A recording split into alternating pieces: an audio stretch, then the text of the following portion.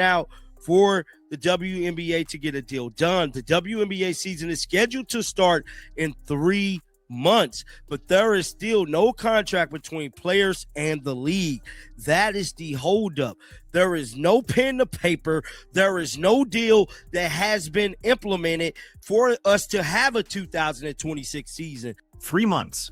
That's all the time left before the WNBA season is supposed to start.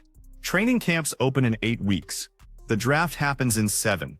Free agency needs to process over 100 players. And right now, there's no contract. No collective bargaining agreement. No framework for any of it to happen. The clock isn't just ticking anymore. It's screaming. And now we hear.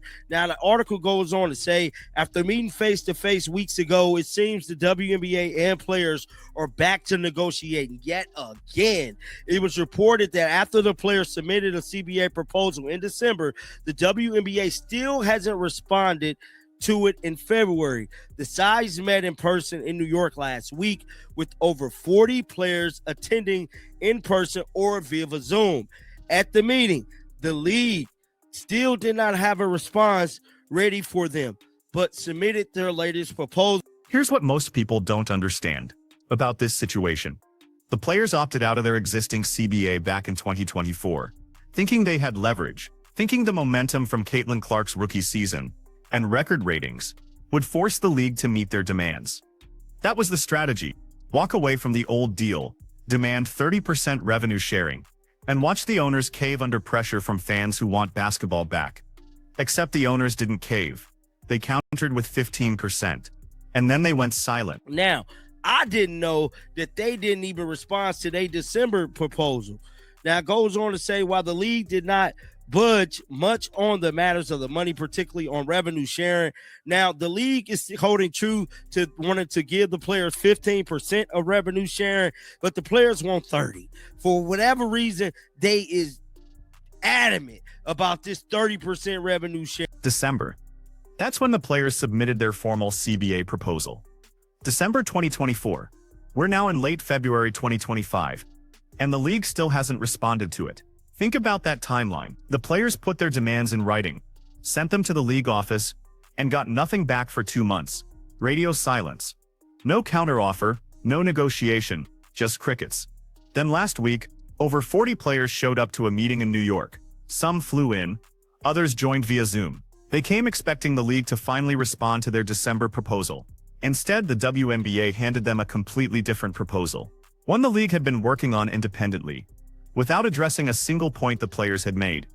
Now, they have appeared to concede a few things to the players, one being the housing.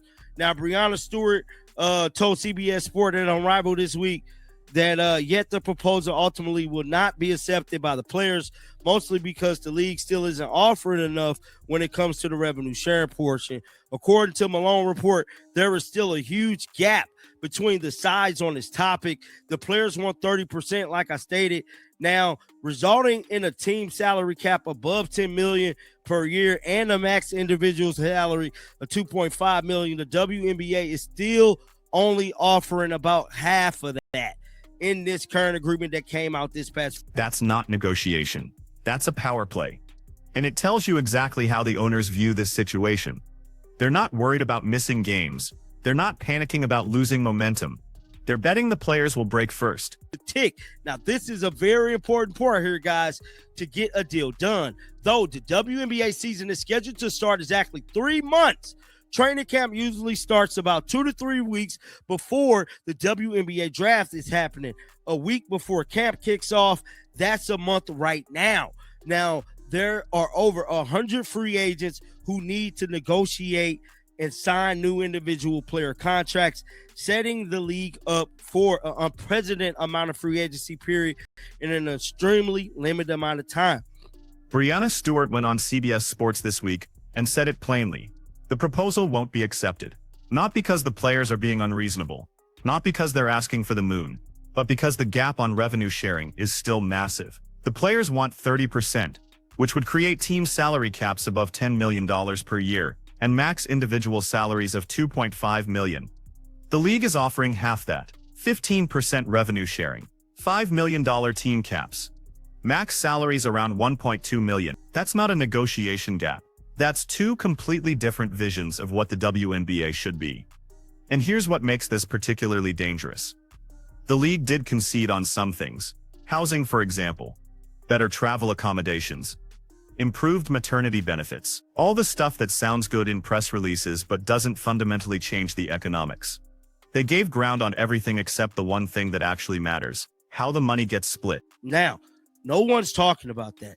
No one's talking about free agency being affected by these CBA negotiations.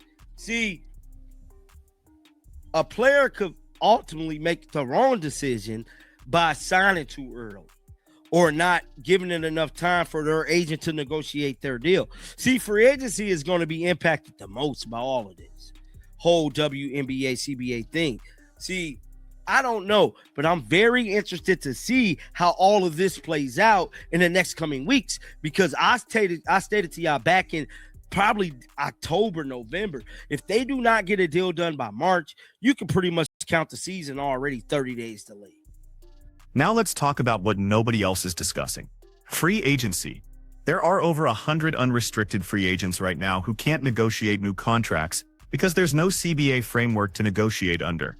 You can't set a salary without knowing what the salary cap is. You can't structure a deal without knowing what the max contract looks like. You can't plan your future without knowing if there's even going to be a season. So these players are stuck, and the longer this drags out, the worse their position gets. Because when a deal finally does get done, there's going to be a mad scramble. Agents trying to negotiate 100 contracts in a matter of days. Teams making rushed decisions. Players signing deals they might regret because they didn't have time to properly evaluate their options. This isn't just about delaying the season. This is about fundamentally compromising the most important free agency period in WNBA history. Think about the ripple effects.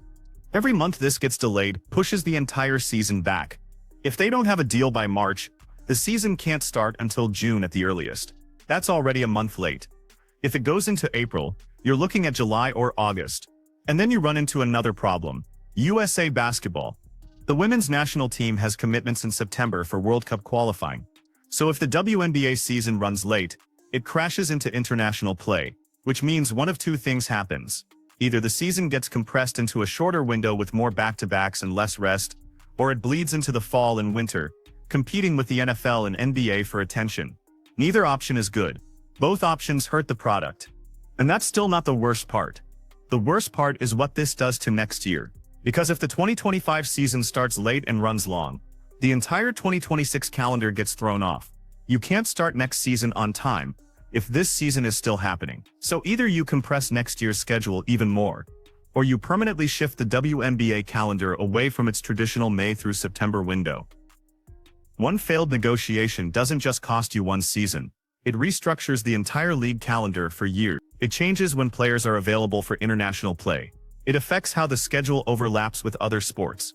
It impacts when free agency happens, when the draft takes place, when training camps open. Everything shifts. Nobody's talking about that. Everyone's focused on whether the 2025 season happens at all. But the real damage is what this does to the long-term structure of the league. So let's be clear about where we are right now. The players want 30% revenue sharing. The owners are offering 15%. The players submitted a proposal in December that the league ignored for 2 months. The league then submitted their own proposal that doesn't address the players' core demand. Breanna Stewart has publicly said it won't be accepted. And we're 3 months away from when the season is supposed to start, with no training camp date, no draft logistics, and over 100 free agents in limbo. This is what a stalemate looks like. Both sides dug in. Both sides convinced they have leverage. Both sides willing to let the clock run out rather than give ground on the fundamental question of how revenue gets divided. The players think the owners will cave because fans want to see Caitlin Clark play again. Because the momentum from last season was unprecedented. Because the TV deal just got renewed. And the money is finally flowing in. The owners think the players will cave because most of them can't afford to miss a season. Because international leagues don't pay what the WNBA does anymore. Because the players have more to lose financially than the ownership groups do. And the clock keeps ticking. Here's what happens if this goes into March without a resolution. Training camps were supposed to open in mid-April. The draft was scheduled for mid-April. Free agency needed to be mostly wrapped up by early April to give teams time to build rosters. None of that can happen without a CBA in place. So the first real deadline is March 15th. If there's no deal by then, the April timeline becomes impossible. The season can't start in May. You're looking at June at the earliest, probably July realistically. And at that point, you've lost the entire early summer window when the WNBA traditionally has the sports calendar mostly to itself. June means competing with the NBA Finals. July means competing with the Olympics hangover and MLB pennant races. August means competing with football preseason and the start of college sports. Every month you push back, you lose more of the attention advantage the league normally enjoys in May and June. The players know that, the owners definitely know this, and yet neither side is blinking. Which brings us to the real question. What's the end game here? Because one of three things has to happen. Either the players accept something closer to 15% and feel like they got steamrolled, or the owners move significantly toward 30% and feel like they overpaid, or both sides meet somewhere in the low 20s and both walk away unhappy. That third option is probably what happens eventually, some compromise around 22 or 23% revenue share, high enough that the players can claim victory, low enough that the owners don't feel like they got taken. Both sides save face, both sides get something they can sell to their constituents. But we're not there yet. We're still in the phase where both sides are trying to outlast each other, trying to make the other side blink first, trying to create enough pressure that the other side comes back to the table willing to make real concessions. And the cost of that strategy is time. Time the league doesn't have. Time that's running out faster than either side seems to realize. So where does this leave us? 3 months from when the season is supposed to start. No contract, no framework, no clear path forward. Just two sides dug into positions they've held for months, waiting for the other to cave. The players are running out of leverage, the owners are running out of time, and the fans are running out of patience. Because at the end of the day, nobody wins if there's no season. The players lose a year of earnings and career development. The owners lose a year of momentum and growth. The fans lose a year of watching the most exciting product the WNBA has ever produced. Caitlin Clark's sophomore season. Paige Buecher's getting drafted. The new expansion teams in Newton State and Toronto getting built. All of it hangs in the balance, because the two sides can't agree on how to split revenue that's growing faster than anyone predicted. That's the frustrating part. This isn't a fight over a shrinking pie. The WNBA is growing. Ratings are up. Attendance is up. Sponsorship money is flowing in. The new TV deal is worth exponentially more than the old one. There's more money in the system than ever before, and yet we might not have a season because the two sides can't agree on the percentages. Think about what that means for the product, for the momentum the league built last year, for the fans who showed up in record numbers and bought tickets, and watched games and engaged with the content. All of that goodwill, all of that energy, all of that growth, it evaporates if there's no basketball in 20. You can't just pause momentum and pick it back up later. Casual fans who started paying attention because of Caitlin Clark aren't going to wait around for a year. They'll move on to something else, and getting them back will be exponentially harder than keeping them engaged would have been. The players understand this intellectually, but they also feel like this is their moment. Their leverage will never be higher. If they don't get a fair deal now when the league is experiencing unprecedented growth, when will they ever get it? The owners understand this too, but they're looking at the long-term financial structure of the league. They're thinking about what happens in 5 years, 10 years, 15 years when the CBA they sign now is still in place. They don't want to commit to a revenue split that becomes unsustainable if growth slows down. Both perspectives make sense. Both sides have legitimate concerns, and yet here we are 3 months out, with no resolution in sight. So what happens next? My prediction: this goes down to the wire. We'll get into March with no deal. There will be emergency meetings, lots of public pressures, probably some players speaking out about how frustrated they are. Maybe some owners leaking to the media about how unreasonable the players are being. All the usual negotiation theater. And then probably in late March or early April there will be a breakthrough. Some compromise in the low 20s on revenue sharing. Some face-saving concessions on both sides. A rushed announcement that the season will start in mid to late May. A couple weeks behind schedule, but not catastrophically late. Free agency will be chaos. Teams will make rushed decisions.